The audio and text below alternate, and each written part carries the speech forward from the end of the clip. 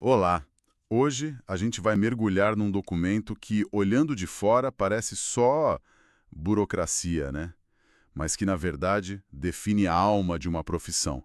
É o Código de Ética e de Conduta do Nutricionista no Brasil. Isso mesmo. A nossa fonte aqui é o documento oficial do Conselho Federal de Nutricionistas, a versão mais recente, de 2018, e a nossa missão é entender como essas regras modam tudo, desde a consulta até o que aparece nas redes sociais. E sabe o que já me chamou a atenção logo de cara?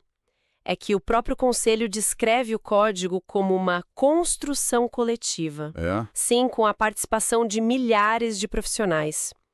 Isso, para mim, é muito significativo. Mostra que não é uma regra que veio de cima para baixo, sabe? Entendi. É um reflexo de como a categoria se enxerga. Exato. De como eles estão tentando se posicionar nesse mundo cheio de informação e desinformação sobre comida. Ok, então vamos analisar isso. Se é uma autoimagem, qual que é a grande filosofia por trás?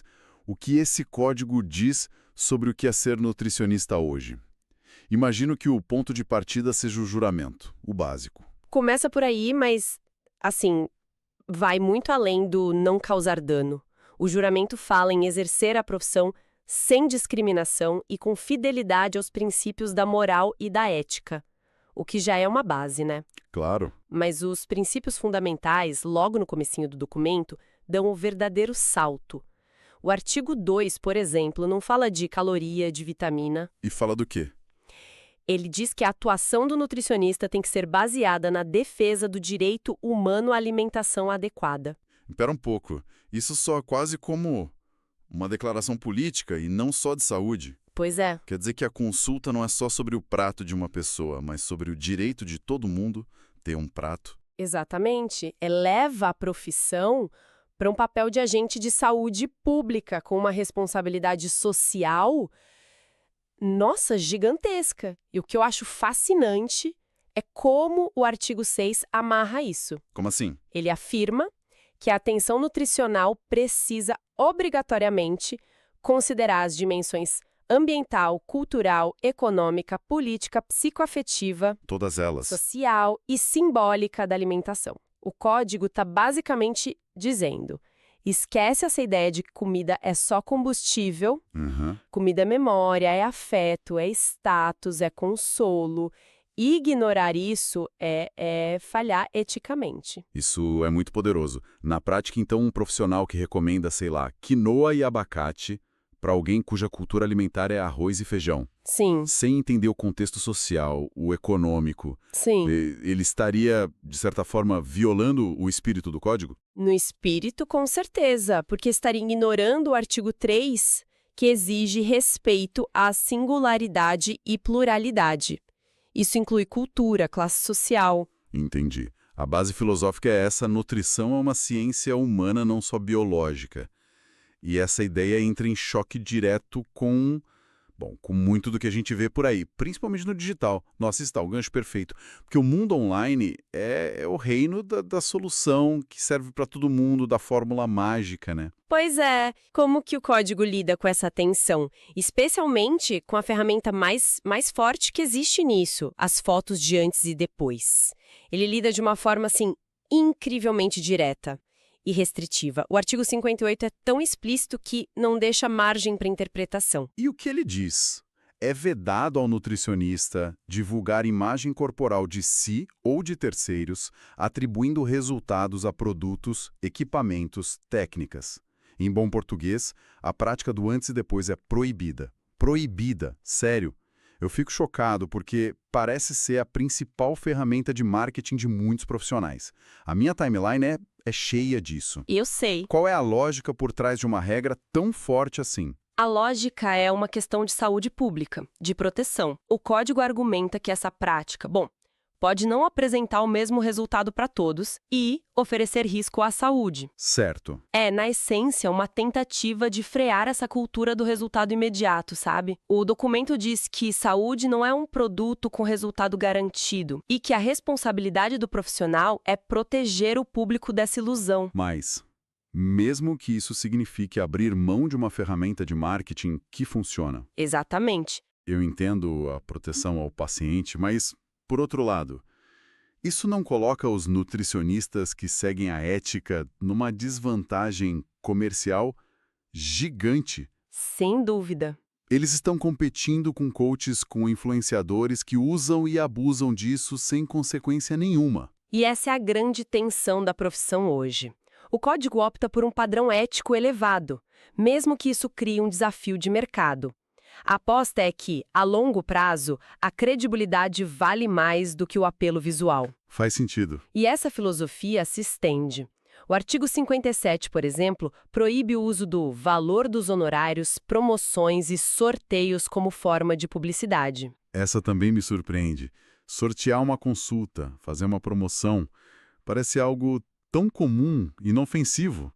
Parece, mas a lógica do código é que o cuidado com a saúde não deveria ser tratado como um produto de varejo que entra em liquidação, sabe? Pensando na situação clássica do profissional que indica uma marca específica de suplemento. Aí o código cria barreiras bem claras também. O artigo 60 proíbe o nutricionista de associar a imagem dele a marcas para direcionar escolhas. A palavra-chave é direcionar. Direcionar, isso. E tem um detalhe crucial. Se for preciso prescrever um suplemento de uma marca, o profissional deve apresentar mais de uma opção quando disponível. Ah, interessante. O poder de escolha fica com o paciente. Sempre. A ideia é evitar até a aparência de um conflito de interesses. E para reforçar isso, o artigo 61 vai além. Ele proíbe a realização de consultas em locais cuja atividade principal seja a venda de alimentos ou suplementos, ou seja, nada de consultório dentro de loja de suplemento. É o que está na prateleira do lado. O ambiente tem que ser neutro. Isso me leva a outra questão de ambiente, o virtual. Com a telemedicina em alta, como o código diferencia o atendimento presencial do online? É tudo a mesma coisa para a ética? Não, e aqui o código estabelece uma fronteira bem clara e, na minha opinião, muito sensata. O artigo 36 é taxativo. A avaliação e o diagnóstico nutricional devem ser feitos em consulta presencial. Obrigatoriamente. Obrigatoriamente. É nesse primeiro contato que se coletam dados, se avaliam sinais clínicos, se estabelece uma conexão que o virtual não permite da mesma forma. Mas então o acompanhamento online é proibido? Não, aí que está o equilíbrio. O parágrafo único desse mesmo artigo permite que a orientação nutricional e o acompanhamento sejam feitos de forma não presencial. Ah, bom. A lógica é: o diagnóstico, que é a base de tudo, precisa da robustez do encontro físico. Mas a manutenção, os ajustes, aí sim, podem se beneficiar da tecnologia. Garante segurança no início e praticidade no processo. Essa distinção é fundamental. Agora, vamos para a responsabilidade do dia a dia. O código usa umas palavras bem fortes no artigo 23. Fala que é proibido cometer atos de imperícia, imprudência ou negligência. Sim. Para quem é leigo, soa tudo meio parecido, né? O que isso significa na prática? O próprio documento tem um glossário que ajuda, o que é ótimo. Mas vamos traduzir com exemplos. Imperícia é a falta de conhecimento técnico. É o não saber o que está fazendo. Exato. Imagina um nutricionista que não sabe interpretar um exame de sangue complexo, mas mesmo assim prescreve uma dieta. Isso é imperícia. Certo. Já a imprudência é o contrário. É saber dos riscos, mas agir mesmo assim, de forma precipitada. Seria recomendar uma dieta da moda super restritiva e sem comprovação para um adolescente, por exemplo. É agir sem cautela. Isso. E a negligência é a omissão, o descuido. É o profissional que prescreve um plano para um paciente com diabetes e some. Não agenda retorno, não monitora, não responde, abandona a pessoa. Nossa. Ter essas 3 definições claras dá uma dimensão muito maior da responsabilidade. Com certeza. E além desses deveres de fazer bem, imagino que tem uns de proteger. O sigilo, por exemplo. É um pilar. O artigo 20 reforça o dever de manter tudo confidencial.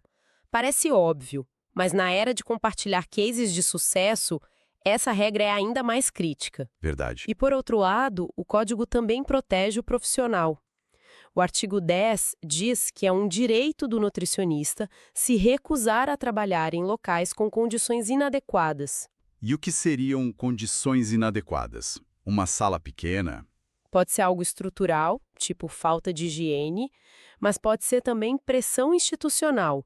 Imagina uma empresa que contrata um Nutri e exige metas de emagrecimento perigosas para os funcionários. Entendi. O código dá ao profissional o direito e o dever de dizer não, isso fere a minha ética, e comunicar oficialmente a recusa. Uau! É um documento muito mais vivo e conectado com os dilemas reais do que eu imaginava. Se a gente fosse resumir, então, fica claro que a ética na nutrição, segundo esse código, é muito mais ampla do que só biologia? Sem dúvida, ela abraça o ser humano no seu contexto social, cultural, emocional. Fica claro também que o código tenta regular o ambiente digital, proibindo práticas que são vistas como danosas, como o antes e depois. E me parece que tem uma preocupação central em criar barreiras contra conflitos de interesse para garantir que a recomendação vise só a saúde e não a venda de um produto. Exatamente. E por fim, que a responsabilidade profissional é levada a um patamar muito alto, com definições claras para erro e omissão.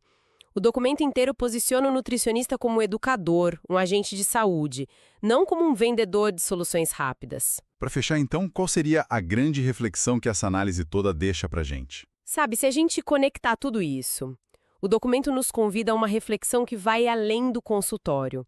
Ele força a gente a questionar a nossa própria relação com a informação sobre saúde. Aham. A pergunta que fica para todo mundo é: como que essa visão mais ampla e ética da nutrição, que valoriza o contexto, a individualidade, como que isso pode transformar não só o jeito que a gente busca ajuda, mas também como a gente filtra as milhares de promessas que recebemos todos os dias? É uma pergunta excelente. Muda completamente o critério que a gente deveria usar para escolher em quem confiar, não é?